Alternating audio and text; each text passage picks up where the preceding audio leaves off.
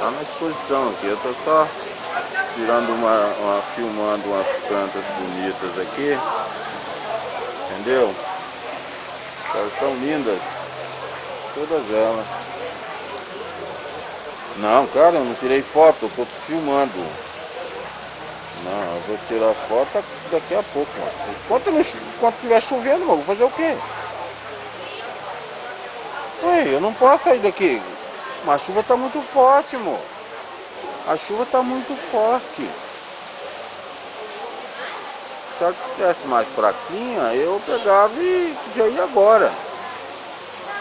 Entendeu? Mas ela tá forte demais. Vamos ver daqui a pouco, vou ver se eu arranjo um guarda-chuva velho aqui. Né? Tá bom? Tá ok, velho?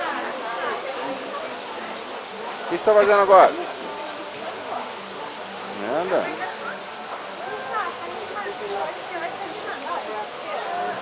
Eu tô aqui. Eu tô aqui, tá fazendo o que agora? Esse jogador? Qual coisa que daqui a pouco eu vou lá pra dar umas mordidonas nele. Tá bom? Olha, mano, talvez daqui a pouco dá uma espiadinha.